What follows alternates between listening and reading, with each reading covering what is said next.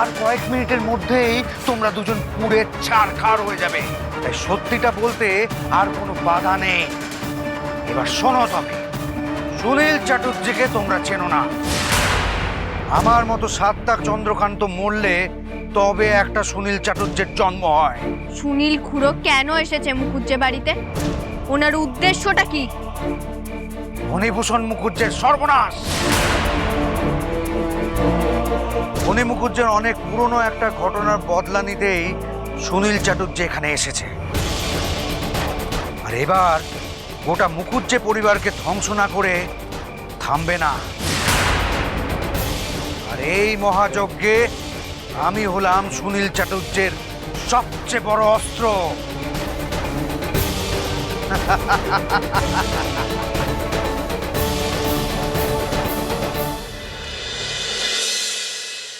বড়গিন্নি, আমার অনুপস্থিতিতে এই মুখুজ্জে বাড়িকে যে তুমি ভেসে যেতে দেবে না, সেই ভরসা তোমার উপর আমার ছিল। হ্যাঁ, এতগুলো বছর ধরে এই বাড়িকে তুমি আগলে রেখেছো। তুমি প্রমাণ করে দিয়েছো যে এই বাড়ির তুমি আসল কর্ত্রী। দেখ সই, তোর তো এই সংসারে কোনো জায়গা নেই গো। তো সতীনি বাড়ির সব না, ছেলে তোর আর বাড়ি করতি তো সত্যি। সই রে, তোর জন্য আমার বড় খারাপ লাগতেছে। জানিস তুই সুনীলদা চেয়েছিলেন তোর ভালো হোক, তাই চেয়েছিলেন এ বাড়িতে আমার মণিমা বিয়ে করে আসুক। সে তো তোর সতীন হতে দিলেন নিজে সকলের চোখের মণি হবে বলে। আর একটা কারণ কি জানিস? যাতে তুই তো সতীনের থেকে উঁচুতে না থাকতে পারিস, তার জন্য বিয়ে হতে দিলেন। বড়গিন্নি, আমি তোমায় ধন্যবাদ দেবো না, কারণ তুমি যেটা করেছো সেটা তোমার কর্তব্য। তোমার জন্য আমার গর্ব হচ্ছে বড়গিন্নি। আর মানিক, উমা, ওরা সব কোথায়? ওদের ডাকো। ওদের না দেখা পর্যন্ত আমি নিশ্চিন্ত হতে পারছি না। কি হলো, চুপ করে আছো কেন? ওরা কোথায় বলো? জিজ্ঞাসা করে লাভ নেই ফণিদা, বড় বউঠানের কাছে এই প্রশ্নের উত্তর পাবেন না। দিতে পারবে না মানে? ও বড় সুনীল সব কি বলছে?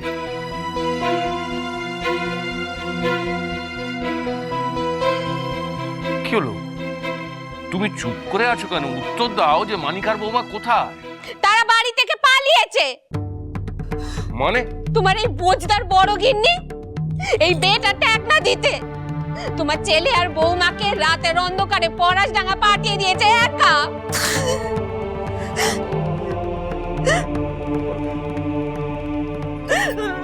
বিশ্বাস করো কথা, আমার আর কোনো উপায় ছিল না। এই বিয়েটা আমি আর কিভাবে থামাতাম বলো? ওর নিচে ওরা সবাই চাঁদনা তলায় মানকের জন্য অপেক্ষা করছিল। আর উপরে বাজার বৌমা আমাকে জড়িয়ে ধরে বলছে, বড় মা আমাদের আলাদা হতে দেও না। আমি কি করতাম, আমাকে ক্ষমা করে দাও। মানিকার বৌমার ভালোর জন্য তুমি এটা একদম ঠিক করেছো, একদম ঠিক করেছো। তুমি কোনো ভুল করোনি। এত রাতে তাদেরকে বাড়ি থেকে পালানোর বুদ্ধি দিলে দিদি, আর তুমি বলছো দিদির কোনো ভুল নাই? ওদের যদি এখন বিপদ হয়ে যায়? না, বাজার বৌমার কোনো বিপদ হবে না। ছোট গিন্নি, তুমি কেন বড় গিন্নির দিকে আঙুল তুলছো? ভুল তো তুমি করেছো। তুমি যদি এই সুনীলের মেয়ের সঙ্গে মানিকের বিয়ে না ঠিক করতে, তাহলে এত রাতে তোদের পালিয়ে যাওয়ার পরামর্শ দিতে হতো না। বড় গিন্নি, তুমি কোনো চিন্তা করো না, কোনো চিন্তা করো না। মা কালীর উপর ভরসা রাখো। দেখো, মানিক আর বৌমা একদম সুস্থ শরীরে পড়ার জায়গায় পৌঁছে যাবে। জয় মা, জয় মা কালী, জয় মা।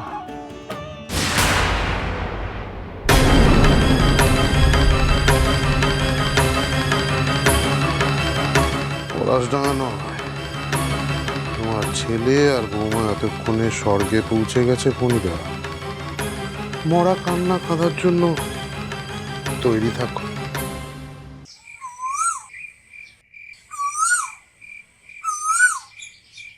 দাদা, ছেলেটা শীষ দিচ্ছে কেন? চোখের সামনে মৃত্যু দেখতে পেয়ে ওর মাথা কাজ করছে না, তাই জন্য এইসব করছে। এত শীষ দিচ্ছি তাও তো কোনো সাড়া পাচ্ছি না বউ। হাল ছাড়বেন না পৃথ্বীরাজ। আমি শুনেছি বাঁশবাগান থেকে কুমোরপাড়া বেশি দূরে নয়। হ্যাঁ, কিন্তু এত রাতে এবার কে জেগে থাকবে? সামনেই তো কালী পুজো, নিশ্চয়ই ওখানে রাত জেগে ঠাকুর করা হচ্ছে। কেউ না কেউ তো ঠিক জেগে থাকবে। কথাটা তো মন্দ বলনি বউ। আমাদের হাল ছাড়লে চলবে না, যে করেই হোক আমাদের বেঁচে ফিরতেই হবে। ভাবুন তো, আমাদের কিছু হয়েছে সেটা যদি বাড়িতে জানতে পারে তাহলে সবাই কতটা ভেঙে পড়বে। বড় মাকে সবাই কথা শোনাবে। সুনীল খুড়োর আসল উদ্দেশ্যটা আমাদের সবাইকে জানাতেই হবে। এইভাবে অন্যায়কে আমরা জিততে দিতে পারি না। আপনি শীষ দেওয়া থামাবেন না পৃথ্বীরাজ। একবার আপনি আপনার এই শীষটা কুমোরপাড়া অব্দি পৌঁছে দিন, তাহলে দেখবেন ঠিক কেউ না কেউ আমাদের উদ্ধার করতে আসবে। পৃথ্বীরাজ, মুকুট যে বাড়ি, বাবা, সবাই বিপদে রয়েছে। আমরা এখন মরে গেলে যে ওদের বাঁচানোর জন্য, ওদের সাবধান করার জন্য কেউ থাকবে না। আপনি এতদিন শত্রুর সঙ্গে লড়াই করেছেন, আজ আপনাকে চোমের সঙ্গে লড়াই করতে হবে। আর আমি জানি আপনি পারবেন। তুমি এতটা জোর গলে কি করে বলছো বউ? কারণ আপনি মহারাজা, আর মহারাজা হারতে শেখেনি।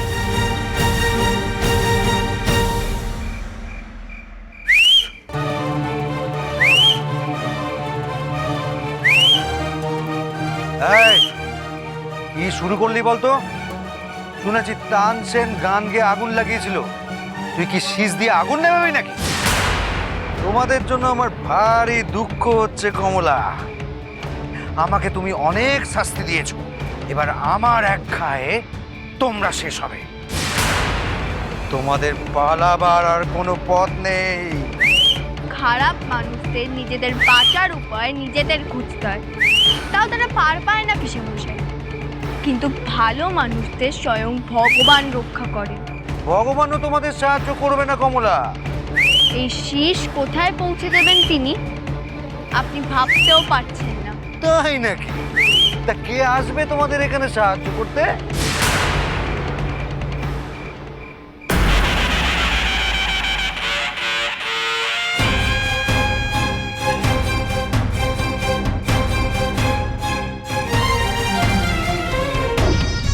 পৃথ্বীরাজের সৈন্যদল। কে? কে?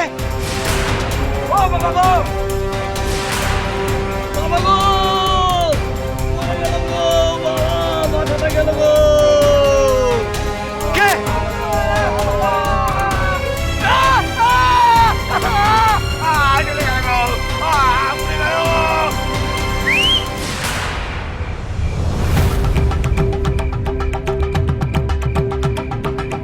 এই শীষটা তোমার দুর্গতি দেখে বাজালাম পিসে মশাই।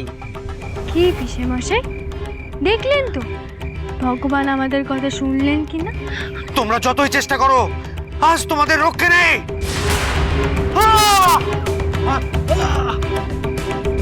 ছেড়ে দাও, ছেড়ে দাও আমাকে। কে তোমরা?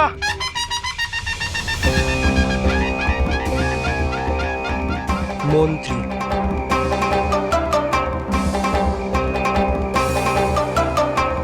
আর আমি সেনাপতি।